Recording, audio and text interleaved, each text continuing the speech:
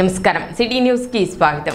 తెనాలిలో యువకులపై చట్టవిరుద్ధంగా వ్యవహరించిన పోలీసులపై శాఖాపరమైన చర్యలు తీసుకోవాలని సిపిఎం జిల్లా కార్యదర్శి నేతాజీ డిమాండ్ చేశారు. మంగళవారం తెనాలి ప్రజా సంఘాల కార్యాలయంలో ఏర్పాటు చేసిన విలేకరుల సమావేశంలో ఆయన మాట్లాడారు.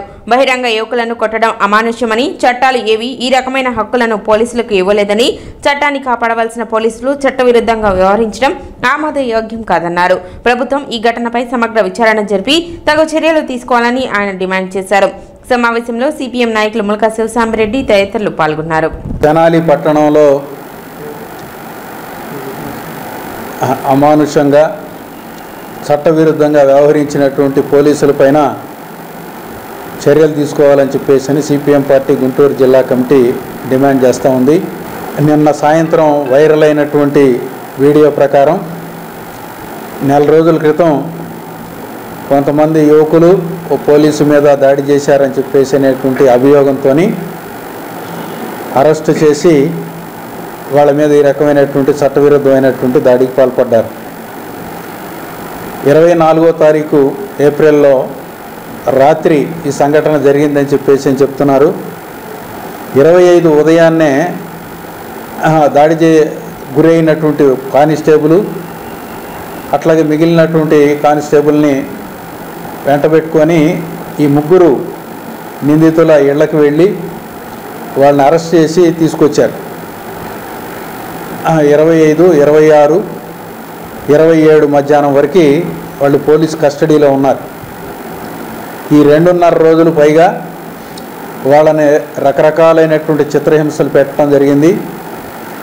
అట్లాగే బహిరంగంగా నడి రోడ్డు మీద అందరూ చూస్తుండగా వాళ్ళని అమానుషంగా అరికాళ్ళ మీద కొట్టడం జరిగింది. ఈ కొట్టేటువంటి సందర్భంగా బాధితుడు ఒక అతను కాళ్ళు నొప్పి పెడుతున్నాయి అని వెనక్కి లాగితే ఇంకొక సిఐ ఆ కాళ్ళ మీద బూట్ కాళ్ళు వేసి తొక్కి మరో సిఐ ఆయన్ని కొట్టడం అనేటువంటి జరిగింది. చట్టాలు వేయి కూడా పోలీసులకి ఈ రకమైనటువంటి హక్కులు ఇవ్వలేదు. ఎవరైనా నేరస్తులు ఉంటే వాళ్ళని అరెస్టు చేయటం, విచారించటం, కోర్టులో వాళ్ళని సబ్మిట్ చేయటం, కోర్టు వాళ్ళకి శిక్షలు వేయటం అని చెప్పేసి అనేటువంటిది చట్టం చెప్తా ఉంది. అందుకు భిన్నంగా చట్టాన్ని కాపాడాల్సినటువంటి పోలీసులే చట్టవిరుద్ధంగా వ్యవహరించడం అని చెప్పేసి అనేటువంటిది ఇది ఎవరు ఆమోదించడానికి అవకాశం లేనటువంటిది.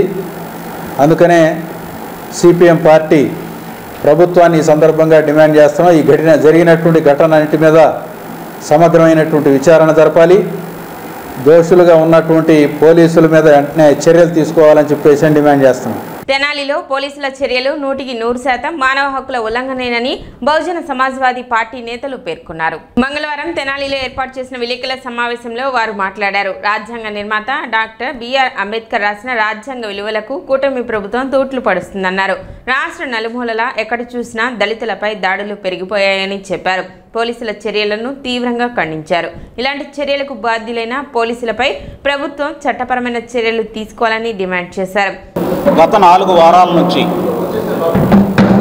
దళిత యువకుల్ని, ముస్లిం యువకుల్ని చిన్న చిన్న నేరాలుండ నెపంతో పోలీస్ స్టేషన్లకు పిలిపించి వాళ్ళపై పెండింగ్ కేసులు పెట్టి నానా ఇబ్బందులకు గురి చేస్తుంటే వాళ్ళు పోలీస్ డిపార్ట్మెంట్ని మాపై లేనిపోయిన నేరాలు ఎందుకు మోపుతున్నారని ప్రతిఘటనగా మాట్లాడినందుకు చట్టం రాజ్యాంగపరమైన హక్కులు ఉన్నాయని పోలీసు వారిని ప్రశ్నించినందుకు వాళ్ళు మీరు ముస్లిమ్స్ దళితులై ఉండి మమ్మల్నే ప్రశ్నిస్తారా అని ప్రతిఘటించి వాళ్ళని దారుణంగా కొట్టి హింసించటమే కాకుండా ఈ దారుణమైన సంఘటనని బహుజన్ సమాజ్ పార్టీ తీవ్రంగా ఖండిస్తుంది.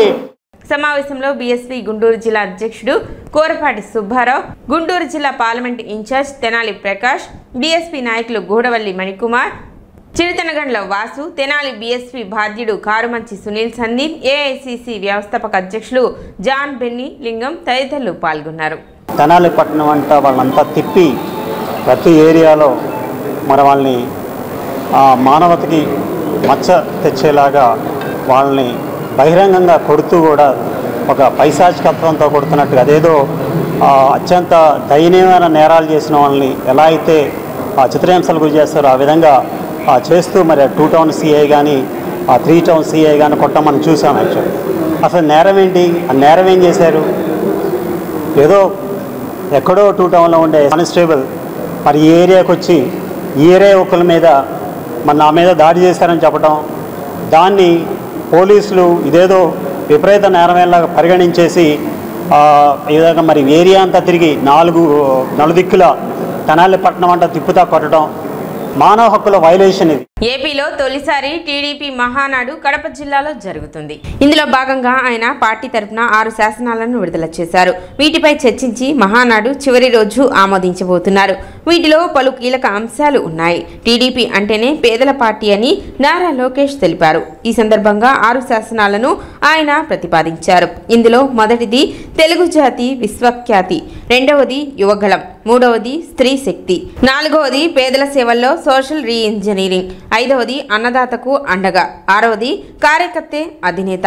ఈ 6 శాసనాలపై ఇవాళ రేపు చర్చిస్తారు. అనంతరం వీటిని ఆమోదిస్తూ చివర్లో ఓ తీర్మానం చేస్తారు. అనంతరం మంత్రి నారా లోకేష్ కీలక ప్రసంగం చేశారు. ప్రజలకు, పార్టీకి, కార్యకర్తలకు మంచి భవిష్యత్తు అందించాలన్న లక్ష్యంతో సరికొత్త నినాదాన్ని రూపొందిస్తున్నాము. దీనికోసం 6 శాసనాలు నేను ఈరోజు మీ ముందు ప్రతిపాదిస్తున్నా. నా తెలుగు కుటుంబంలో భాగంగా ఈ 6 శాసనాలు ఉంటాయి. మొదటిది తెలుగు జాతి విశ్వఖ్యాతి, 2 యువగలం, 3 స్త్రీ శక్తి, 4 పేదల సేవల్లో సోషల్ రీఇంజనీరింగ్, 5 అన్నదాతకు అండగా, 6 కార్యకర్తలే అధినేత. ఇవి మన 6 శాసనాలు. మొదటిది తెలుగు జాతి విశ్వఖ్యాతి. నేడు దేశంలోనే తెలుగుదేశం వల్ల తెలుగు వాళ్ళకు ప్రత్యేక గౌరవం, గుర్తింపు వచ్చింది. ఆనాడు అన్నగారిని బర్తరఫ్ చేస్తే ఢిల్లీలో మెడలు వంచి తిరిగి ముఖ్యమంత్రి అయ్యారు అన్నగారు. అదే తెలుగు జాతి పౌరుషం. తెలుగు వారిని ప్రపంచంలో పెట్టింది మన చంద్రన్న. కులం, మతం, ప్రాంతం అతీతంగా అన్ని రంగాల్లో ప్రపంచంలోనే నంబర్ 1 స్థానంలో తెలుగు జాతి ఉండాలి. అన్ని రంగాల్లో మన తెలుగు వారు ముందు ఉండాలి. ఇది ఎజెండాగా పెట్టుకుని మనందరం పని చేయాల్సిన అవసరం ఉంది. రెండోది యువగలం. తెలుగుదేశం పార్టీలో యువతకు పెద్ద పీట వేస్తున్నాం. వేదికమైన మీరు చూస్తే అర్థమవుతుంది. మొన్న జరిగిన ఎన్నికల్లో 164 శాసనసభ్యుల్లో 88 మంది మొదటిసారి గెలిచిన శాసనసభ్యులు ఉన్నారు. క్యాబినెట్లో కూడా తీసుకుంటే 25 మంత్రులకి ఏకంగా 17 మంది మొదటిసారి మంత్రులుగా కూడా నియమించారు గౌరవ జాతీయ అధ్యక్షులు చంద్రబాబు నాయుడు గారు. సీనియర్ని, జూనియర్ని గౌరవిస్తాం, పనిచేసే వాళ్ళని ప్రోత్సహిస్తాం. Mega DSC ప్రకటించాం. ఈ మెగా డిఎస్సి ద్వారా 16,347 ఉపాధ్యాయుల పోస్టులు వచ్చే నెల జూన్ మాసంలో కూడా మనం భర్తీ చేయబోతున్నాం. ఇంకా యువతకు 20 లక్షల ఉద్యోగాలు కల్పించే లక్ష్యంలో మన ప్రభుత్వం అడుగులేస్తుంది. మన రాష్ట్రంలో బలమైన యువ శక్తి ఉంది. వారికి సరైన అవకాశాలు అందిస్తే చూసుకుని పోతారు. అన్ని రంగాల్లో వారికి ఉపాధి, ఉద్యోగ అవకాశాలు కల్పించడమే మన లక్ష్యంగా పెట్టుకుంటున్నాం. అన్న ఎన్టీఆర్ మహిళలకు ఆస్తుల్లో సమాన హక్కు కల్పించారు. మహిళలకి ఆర్థిక స్వాతంత్రం ఇచ్చింది మన చంద్రన్న. ఉద్యోగ ఉపాధి అవకాశాల్లో మహిళలకు రిజర్వేషన్, మహిళలకు విశ్వవిద్యాలయాలు, దీపం పథకం ఇచ్చింది తెలుగుదేశం.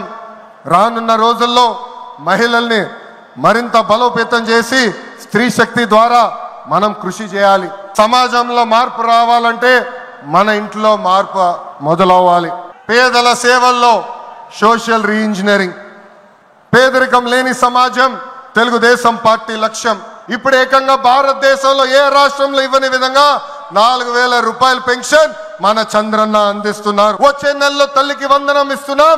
ఆగస్టు మాసంలో ఉచిత బస్ ప్రయాణం కూడా మన ప్రభుత్వం అందజేయబోతుంది. తెలుగుదేశం పార్టీ ఆవిర్భావం తర్వాత బడుగు బలహీన వర్గాలకి ఆర్థిక, రాజకీయ స్వాతంత్రం వచ్చింది. పార్టీకి పునాదిగా ఉన్న మన బీసీలకి ఏకంగా స్థానిక సంస్థల ఎన్నికల్లో 33% రిజర్వేషన్ అందించింది తెలుగుదేశం పార్టీ. అందరికీ ఆమోదంతో ఏకంగా వర్గీకరణ చేసింది కూడా తెలుగుదేశం పార్టీ.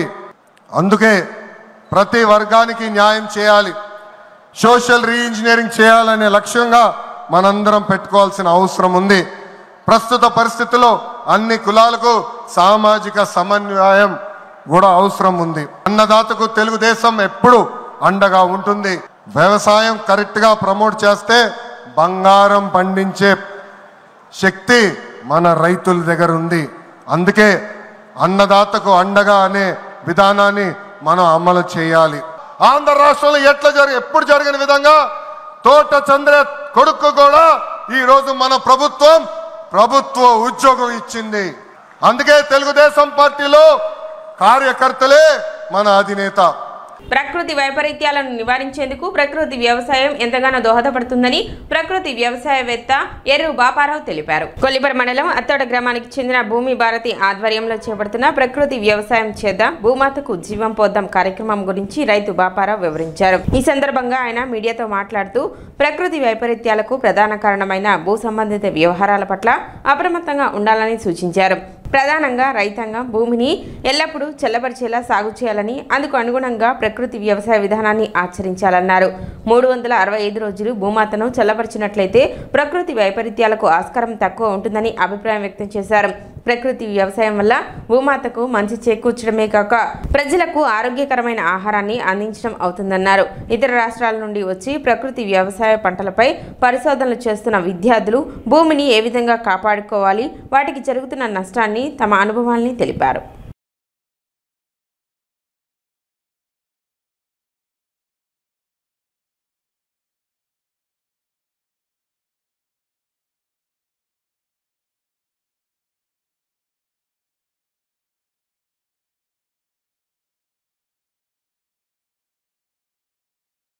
ఈరోజు మనం మన భూమి భారతి ప్రకృతి వ్యవసాయ క్షేత్రంలో ప్రకృతి వ్యవసాయం చేద్దాం, భూమాతకు జీవం పోద్దాం అనే ఒక నినాదంతో మేము ముందుకు వచ్చాం.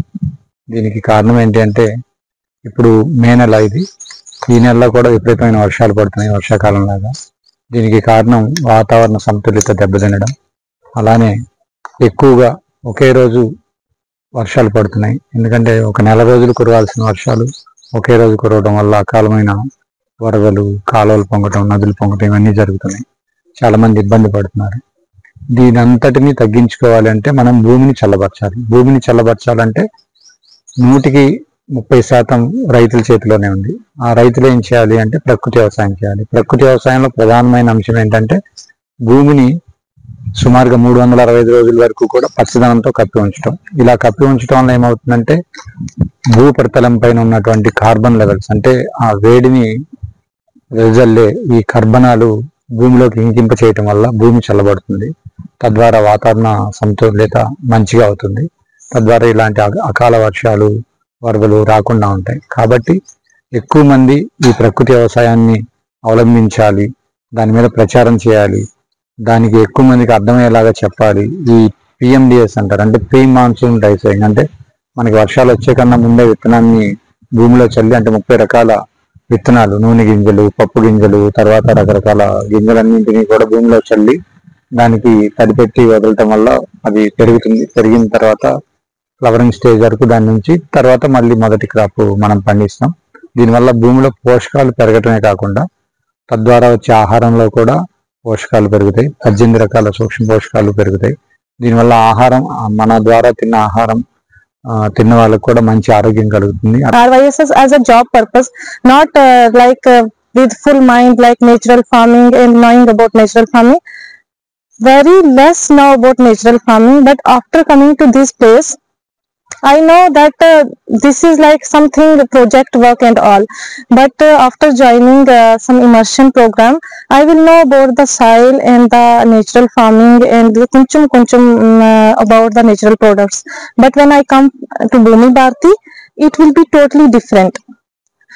Totally different thing is that when I am eating natural products here, they will be like differently affect me. Firstly, my health is like when I go to open place, there is sunlight and all, I will be faint. My health is not good, and I have some migraine problems and all, but after eating these products, that product are natural, totally natural products I eat, and they affect me totally different. My health is totally different like this.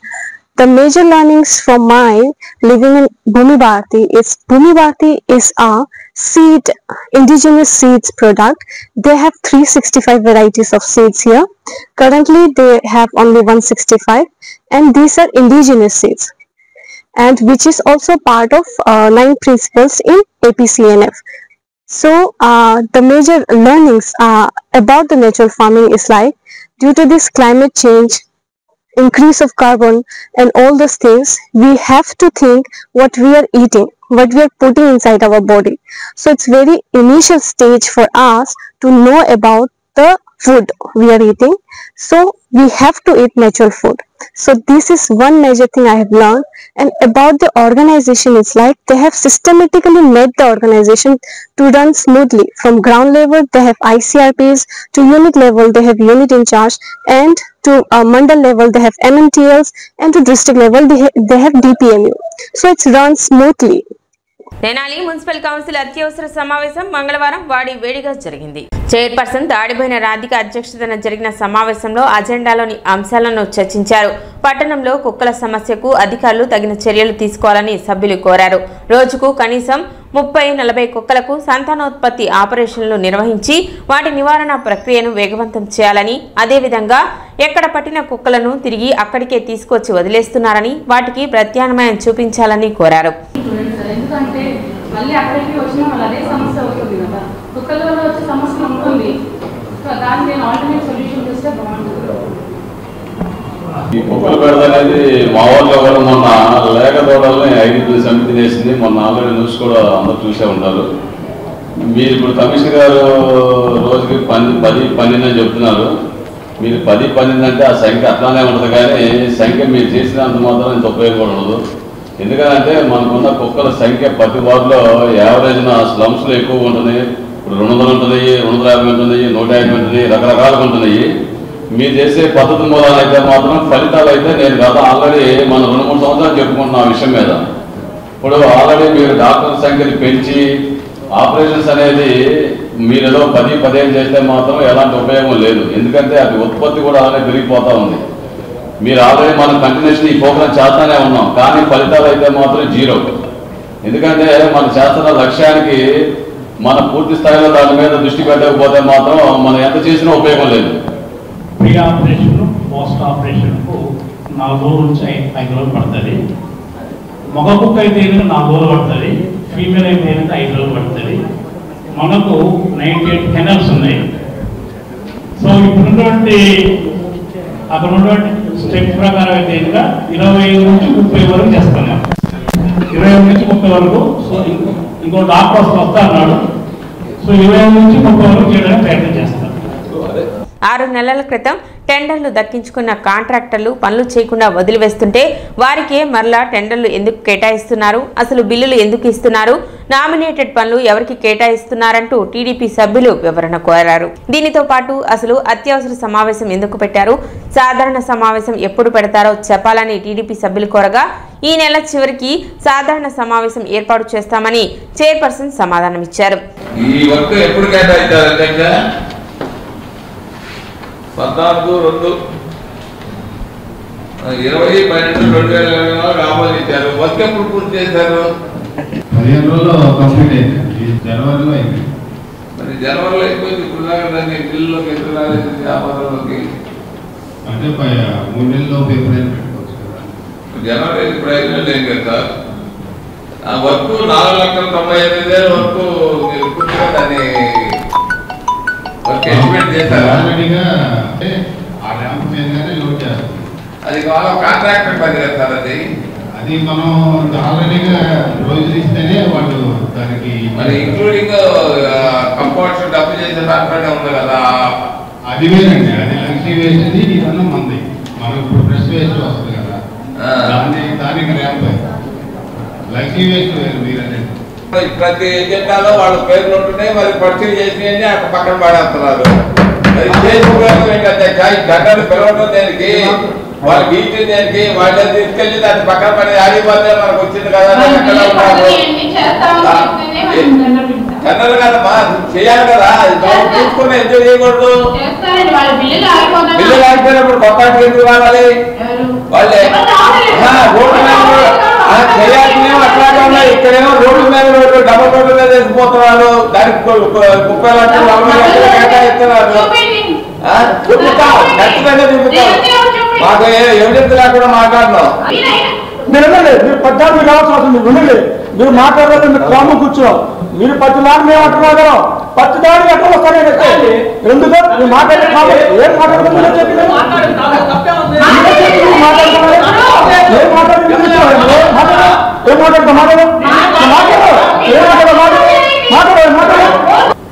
Okay contractor 10 దానికి వేస్తున్నారు వినండి మీరు చెప్పి వినండి ఎక్కడ పని పూర్తి కాకుండానే 10 దానికి కాంట్రాక్ట్ అదే కాంట్రాక్ట్ వేయడం వల్ల పనులు జరగట్లా మీ వర్షం ఏంటంటే బిల్లులు రావట్లేదండి అంటారు బిల్లు రానప్పుడు 10 దానికి వేయాల్సిన అవసరం ఏముందండి ఇప్పుడు వాటిలో వర్క్ జరుగుతుందండి 10 దానికి వేయాల్సిన అవసరం ఏమండి మా సభ్యులు అడిగారు రోడ్డు మీద రోడ్లని చూపిస్తాను మీరు చూస్తారా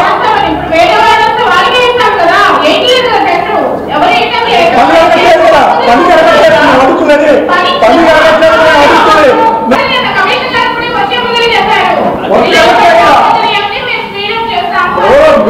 అడుగుతుంది అడుగుతుంది ఒకే కాంట్రాక్ట్ 10 దానికి వేస్తూనే ఉన్నారు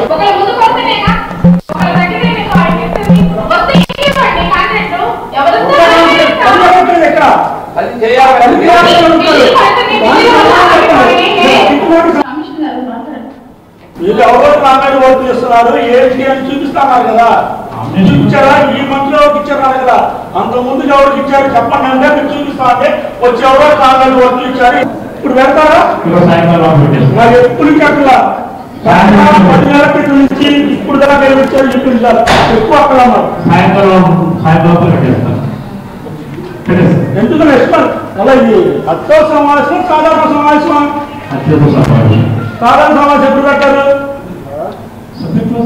ఎప్పుడు పెట్టారు మేము అడుగుతుంది ఇప్పుడు అత్యవసరం పెట్టారు కదా అసలు ఇన్ఫర్మేషన్ ఇచ్చారు మీరు ప్రతిపక్ష నాయకులు కానీ ఫ్లోర్ లీడర్ కానీ ఎవరికన్నా మీరు ఇలా అత్యవసరం పెడుతున్నాము మేము మీరు మాట్లాడుతున్నాము కట్టాల్సిన పరిస్థితి వచ్చిందని మీరు చెప్పారా ఒక మాట కూడా ఎవరు పెట్టారు మేము అడిగిన దానికి ఇప్పుడు ఉంటాము కదా మేము అడుగుతుంది మేము అడిగిందంటే మీరు సాధారణ సమావేశం పెడతానంటే ఇప్పుడు మీరేమంటున్నారు నేను సబ్జెక్ట్ ఉంటే పెడతాం లేదా అంటున్నారు స్కూల్స్ రీఓపెనింగ్ అవుతుంది మా ఊరికి సంబంధించి ఈ రీఓపెనింగ్ అనేది స్కూల్స్ షెడ్ తీసేయాలి చెట్లు తొలగించాలి మళ్ళీ స్కూల్ వస్తే పిల్లలు వచ్చేస్తారు కాబట్టి త్వరగా చేయడం అని చెప్పి నేను కూడా కమిషనర్ గారు రిక్వెస్ట్ చేయడం జరిగింది ఇందాక కూడా సభ్యులు కూడా చెప్పాను ఈ ఒక విషయం ఏంటంటే ఎందుకంటే స్కూల్ రీఓపెనింగ్ మళ్ళీ ప్రాబ్లం అయిందని చెప్పి నేను రిక్వెస్ట్ చేయడం అందరితో పాటు 35 పెట్టారు దీనికి వ్యతిరేకం కాదు అది చూస్తాం కాబట్టి అవసరం ఉంది అన్నారు కౌన్సిలర్ గారు చెప్పారు కట్టడంలో మేము వ్యతిరేకం అంటలా మేము అడుగుతుంది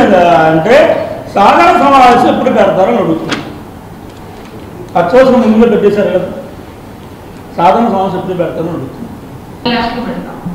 13వ వార్డులో 200 మీటర్ల రోడ్డు 3 ముక్కలుగా ఎన్నిసార్లు వేస్తారు వాటికి సంబంధించి డ్రైన్ల నిర్మాణం ఎప్పుడు చేపడతారో చెప్పాలంటూ కౌన్సిలర్ అధికారుల పనితీరుపై ఆగ్రహం వ్యక్తం చేశారు. సగం రోడ్డు వేసి వదిలేశారని దాని కారణంగా వర్షపు నీరు నిలిచి ఇబ్బందికరంగా మారిందని మిగిలిన రోడ్డు ఎప్పుడు పూర్తి చేస్తారో చెప్పాలంటూ పట్టుపట్టడంతో సోమవారం నాటికి పనులు ప్రారంభిస్తామని కమిషనర్ హామీ ఇచ్చారు.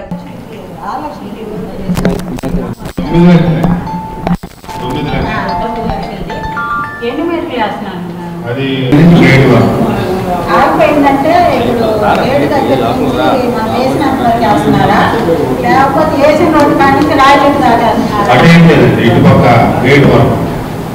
వేస్తారా అధ్యక్ష అది ఇప్పుడు ఆగిపోయిన దగ్గర నుంచి గేట్ వరకు వేస్తే నీళ్ళు నిలబడవు దాని పక్కన ట్రైన్ కూడా ఉంది ఇక ప్రాబ్లం సాల్వ్ అయిందండి ఇంకా రోడ్డు అధ్యక్ష 200 మీటర్ల రోడ్డుకి 3 ముక్కలు చేశారు ఒక ముక్క వేశారు ఇప్పుడు ఒక ముక్కకు మనం ఆమోదం చేస్తున్నాము ఇంకో ముక్క ఎప్పుడు వేస్తారు ఆ బిడ్డు కూడా వేస్తే మీకు ఒక ఐడియా వస్తుంది వాటర్ నిలబడుతున్నాయా లేదా మీకు వాట్సాప్ పెట్టాను కమిషనర్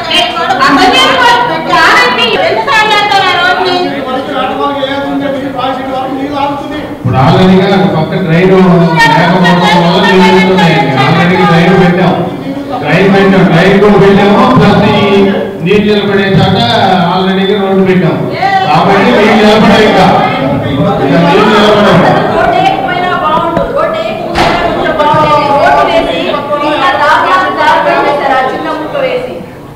టెండర్ కూడా పిలిచామండి. 39 వాళ్ళకి వచ్చింది. ఆల్రెడీ సైట్ కూడా చూపించాం, లెవెల్స్ కూడా వేసాము. ఈ 2 రోజులు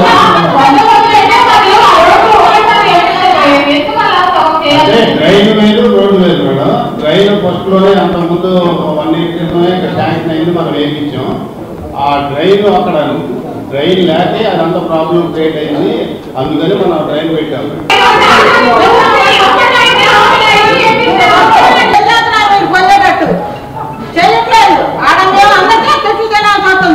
ఇప్పుడు ఇంటి వరకు నడిచే వాళ్ళు ఇప్పుడు నడవడానికి కూడా లేదు. అసలు నీళ్ళు ఇంకా ఎక్కువైపోయింది నిలబడతాం. ఎందుకో పని చేశారు, నన్ను ఎందుకు అందరి చేత నీ మాటలు పడేటట్టు చేస్తున్నారు. అయిపోయేలా కొంత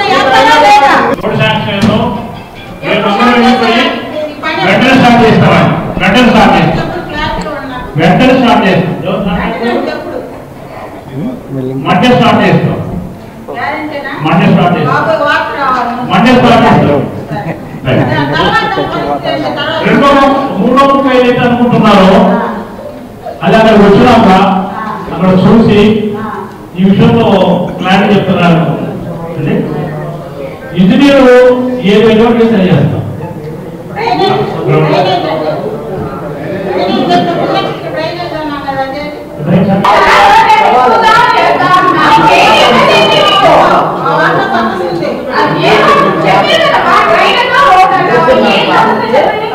మన సీలింగ్ పడిపోయింది, అది చేస్తామన్నారు, ఇంత మటుగా చేయలేదు. దాని పరిస్థితి ఏంటి?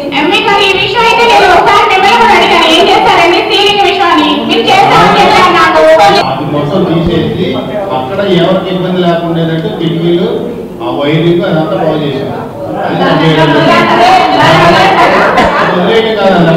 దానివల్ల ప్రాబ్లం లేదు.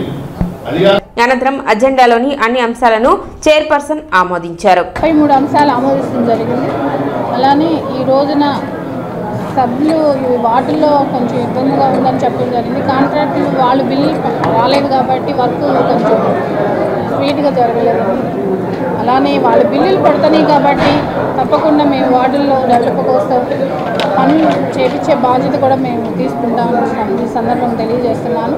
అలానే వార్డుల్లో ఈ వర్షాకాలం వచ్చేలోపు ఎక్కడైతే కుంటలుగా ఉన్నాయో ఆ రోడ్లని మేము దాన్ని తీసుకొని దాన్ని చేపిస్తామని ఈ సందర్భంగా తెలియజేస్తున్నాం. అలానే సభ్యులు కుక్కల గురించి కూడా జరిగింది. దాని తగ్గట్టు కమిషనర్ ద్వారా మేము సమాధానం చెప్పడం జరిగింది. అలానే ఇంకా ఏమన్నా చేయొచ్చేమో జీరో ప్రకారం మన కమిషనర్ గారిని కూడా రిక్వెస్ట్గా నేను అడిగాను. ఒకసారి కూడా ఒకసారి చూస్తామని చెప్పడం జరిగింది. కుక్కల సమస్య చాలా బాధగా ఉంది, అది ఏమి చేయలేము కాబట్టి ఇంకా ఆ కుక్కల్ని ఏం చేయలేము కాబట్టి యాక్షన్ చేసి వదిలేయటం జరుగుతుంది. ఏ వార్డులో తీసుకెళ్ళామో ఆ వార్డులోనే వదిలేయటం జరుగుతుంది. ఎందుకంటే ఆ కుక్కల మీద చేస్తే మళ్ళీ కేసులు ఇలాంటి తలనొప్పులు ఉంటాయి కాబట్టి అటు జోలికి వెళ్లకుండా ఉంటాను. అలానే శానిటేషన్ కొంచెం ఘోరంగా ఉంది. మన మినిస్టర్ గారు కూడా చెప్పడం జరిగింది. ఈసారి మట్టికి అలా కాకుండా శానిటరీ ఇన్స్పెక్టర్లు కానివ్వండి, సెక్రటరీ కానివ్వండి, నగరదీపులు కానీ వీళ్ళందరినీ ఒక మీటింగ్ అనేది ఏర్పాటు చేసి వాళ్ళకి వార్నింగ్ ఉంటుంది సందర్భంగా తెలియజేస్తున్నాము. ఇంకా మెరుగైన పాలన, మెరుగైన మన తెనాలి పట్టణాన్ని మెరుగుతీర్చుకొని ఇంకా డెవలప్ చేయాలని కూడా మా ఆశయం. సిటీ న్యూస్ ఇంతటితో సమాప్తం. నమస్కారం.